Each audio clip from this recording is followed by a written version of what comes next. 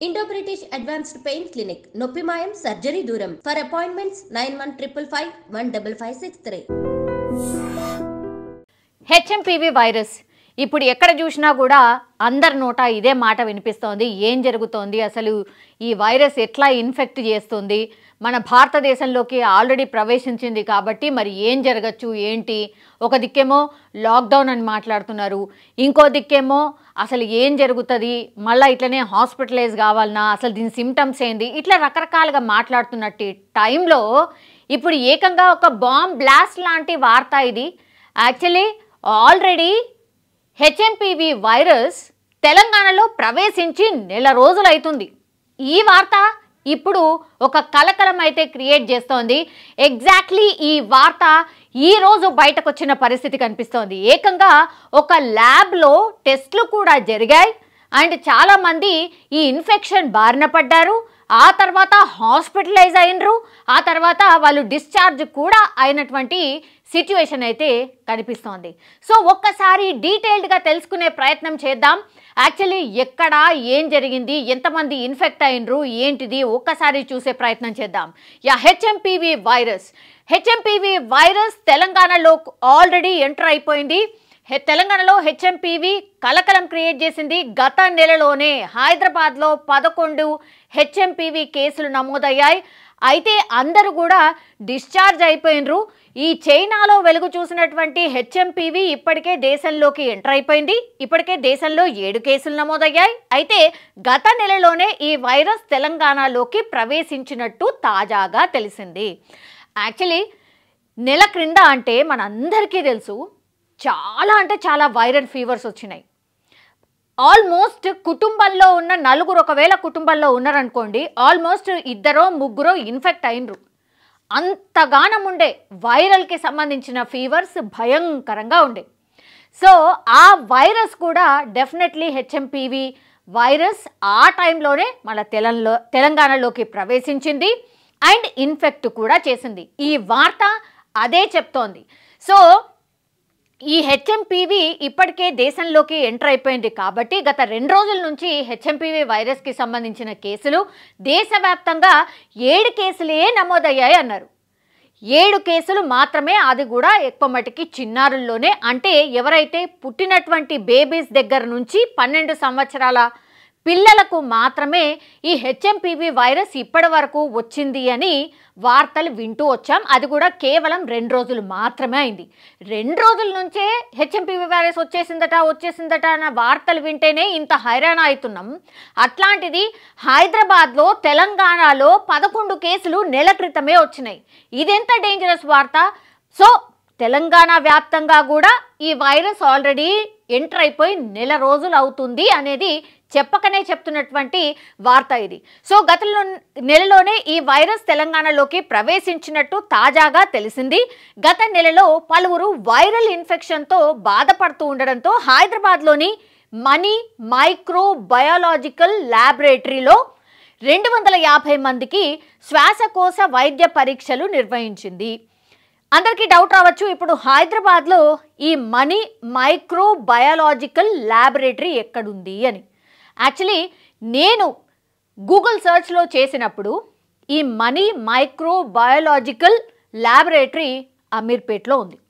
అమీర్పేట్లో ఈ ల్యాబ్లో ఇప్పుడు ఎవరైతే వైరల్ ఇన్ఫెక్షన్తో బాధపడ్డారో గత నెలలో వాళ్ళకి శ్వాసకోశ అంటే వాళ్ళకి శ్వాస తీసుకోవడంలో ఇబ్బంది వచ్చింది. అందుకని ఈ ల్యాబొరేటరీలో టెస్ట్ చేసిండ్రు. ఎంతమందికి? 250 మందికి టెస్ట్ చేస్తే ఇప్పుడు ఎంతమందికి తేలిందో ఒకసారి చూద్దాం. 258 మందికి శ్వాసకోశ వైద్య పరీక్షలు నిర్వహించారు. వాటిలో 205 మందికి ఎగువ శ్వాసకోశ సమస్యలు ఉన్నట్టు వైద్య పరీక్షల్లో తేలింది. 258 మందికి శ్వాసకోశ వైద్యాలు నిర్వహించారు. అందులో ఎంతమందికి శ్వాసకోశ సమస్యలు ఉన్నాయి? 205 మంది. అంటే చాలా ఎక్కువగా, ఆల్మోస్ట్ ఇక నాకు తెలిసి 80% మందికి శ్వాసకోశ సమస్యలు ఉన్నాయి. వీటిలో 11 శాంపిల్స్లో హెచ్ఎంపీవీ పాజిటివ్ అని తేలిందని మనీ మైక్రో బయాలజీ ల్యాబొరేటరీ పేర్కొంది. ఇక్కడ రేషియో చూడండి ఒకసారి. శ్వాసకోశ సమస్యలు ఉన్నాయని టెస్ట్ చేస్తే 258 మందికి, అందులో 205 మందికి శ్వాసకోశకు సంబంధించిన సమస్యలు ఉన్నాయి. అందులో హెచ్ఎంపీవీ వైరస్ ఎంతమందికి ఉంది? 11 మందికి మాత్రమే ఉంది. శ్వాసకోశ సంబంధ వ్యాధులు ఎవరికైతే ఉంటాయో వాళ్ళందరికీ హెచ్ఎంపీవీ వైరస్ అనేది లేదు. ఇది నిర్ధారణ అయిన పరిస్థితి. బికాస్ ఇది ఒక ల్యాబ్లో టెస్టులు చేసిన తర్వాత ల్యాబొరేటరీ విడుదల చేసినటువంటి గణాంకాలు ఇవి ఆషామాషి గణాంకాలు డెఫినెట్లీ కావు. కానీ ఇక్కడ మనం చూడొచ్చు 258 మందికి చేసిండ్రంటే అంటే ఏ రేషియోలో ఆర్ ఎంతమందికి శ్వాస సంబంధ సమస్యలు ఉన్నాయనేది మనకి ఇక్కడ ఒకటి నిర్ధారణ అవుతుంది. తర్వాత అందులో శ్వాసకోశ సమస్యలు ఎంతమందికి ఉన్నాయి? 205 మందికి. అందులో మళ్ళీ హెచ్ఎంపీవీ వైరస్ వీళ్ళందరికీ హెచ్ఎంపీవీ వైరస్కి సంబంధించిన టెస్ట్ చేసిండ్రు. అంటే 258 మందికి వేసిండ్రు. అందులో ఎంతమందికి వచ్చింది? 11 మందికి హెచ్ఎంపీవీ పాజిటివ్ అని తేలింది. ఇది ఒకట. ఆ తర్వాత ఏం జరిగింది? వైరస్ పాజిటివ్గా తేలిన వాళ్ళందరూ ఇప్పుడు డిశ్చార్జ్ అయ్యారని అధికారులు తెలియజేస్తున్నారు. హెచ్ఎంపీవీ వైరస్ కొత్తదేం కాదు. ప్రజలు ఆందోళనకు గురి కావాల్సిన అవసరం లేదు. సుదీర్ఘకాలంగా హెచ్ఎంపీవీ వైరస్ భారత్లో ఉందని భారత వైద్య పరిశోధన మండలి ఐసీఎంఆర్ ప్రకటించింది. ఇక్కడ సరే ఇప్పుడు 11 మందికి హెచ్ఎంపీవీ వైరస్ సోకింది, పాజిటివ్గా తేలింది. ఆ తర్వాత వాళ్ళందరూ కూడా హాస్పిటల్స్లో ట్రీట్మెంట్ తీసుకున్నారు, డిశ్చార్జ్ అయినరు. అంటే డెఫినెట్లీ హాస్పిటలైజ్ అయినరు వాళ్ళు. సో 11 మందికి టెస్టులు చేసి తేలింది కాబట్టి వాళ్ళకు డెఫినెట్లీ ఆక్సిజనో లేకపోతే ఇంకేదో అండ్ మందులో వాళ్ళు ఇచ్చినటువంటి ప్రిస్క్రిప్షన్ అంతా వాడితే వాళ్ళందరూ బయటపడినటువంటి పరిస్థితి. So it is not danger అనేది ఇక్కడైతే నిర్ధారణ అవుతున్న పరిస్థితి. కానీ ఇప్పుడు దేశవ్యాప్తంగా జరుగుతున్నటువంటి చర్చలో కేవలం 2-3 రోజుల నుంచే 7 కేసులు వచ్చాయి, అది కూడా పిల్లలకే వచ్చాయని ఈ వార్తలే చక్కర్లు కొడుతున్నాయి. మరి ఇవన్నీ ఎటు పోయినాయి? ఈ 11 కేసులు ఆల్రెడీ నెల క్రితమే హెచ్ఎంపీవీకి సంబంధించిన వైరస్ సోకింది, పాజిటివ్గా వచ్చింది, వీళ్ళందరికీ కూడా ట్రీట్మెంట్ చేసి డిశ్చార్జ్ చేసిండ్రు అంటున్నారు. మరి ఇది ఎందుకు మన ఐసీఎంఆర్ ఆర్ సోకాల్డ్ కేంద్రానికి ఈ ఇన్ఫర్మేషన్ ఎందుకు లేకుండా ఉంది? సరే, హెచ్ఎంపీవీ వైరస్కి సంబంధించిన కేసులు ఎప్పుడైతే చైనాకి సంబంధించిన వాటిలలో బయటపడుతున్నాయో అంటే 15-20 రోజులు అవుతోంది. ఈ వార్తలు వస్తూనే ఉన్నాయి, హెచ్ఎంపీవీ వైరస్ వచ్చిందట అని. మరి అప్పుడైనా సరే హైదరాబాద్లో ఇట్లా వీళ్ళందరికీ ఒక ల్యాబ్లో టెస్ట్ చేసిండ్రు. ఆ తర్వాత 11 మందికి పాజిటివ్ వచ్చింది. వాళ్ళందరినీ కూడా పూర్తిగా ట్రీట్మెంట్ చేసి డిశ్చార్జ్ చేసిండ్రు. అసలు ఏం జరిగింది ఏంటి అనే వార్త గత 2-3 రోజుల నుంచి కూడా ఇంత కేంద్రం స్పందిస్తోంది, వైద్య ఆరోగ్య శాఖ మంత్రులు స్పందిస్తున్నారు కేంద్రానికి సంబంధించి. అయినా సరే ఈరోజు అంటే 3-4 రోజుల తర్వాత ఈ వార్త బయటకు వచ్చిన తర్వాత నిజంగా షాకింగే. ఎందుకంటే హైదరాబాద్లో 11 కేసులు అంటే ఆషామాషి వ్యవహారం కాదు. ఓన్లీ హైదరాబాద్లో 11 కేసులు టెస్టులు చేస్తే వచ్చినాయి. మరి మిగతా రాష్ట్రాలలో కూడా ఈ వైరల్ ఫీవర్స్ చాలా ఎక్కువగా వచ్చినాయి. అన్ని రాష్ట్రాలలో ఈ సమస్య ఉండింది. బికాస్ సీజన్ మారేటప్పుడు ఈ వైరల్ ఫీవర్స్ వస్తూ ఉంటాయి. మరి అన్ని రాష్ట్రాల్లో చెక్ చేస్తే మరి హెచ్ఎంపీవీ వైరస్ మన భారతదేశంలోకి ప్రవేశించి ఎంతకాలం అయింది? అసలు చైనాకి సంబంధించిన వార్త ఏదైతే హెచ్ఎంపీవీ వైరస్ సోకిందట, హాస్పిటల్స్ ఫుల్ అవుతున్నాయట అనే వార్త రాకంటే ముందే నెల కిందనే మనకి హెచ్ఎంపీవీ వైరస్ వచ్చింది. ఇవన్నిటికీ నిజంగా క్వశ్చన్ మార్క్స్ ఇవన్నీ కూడా.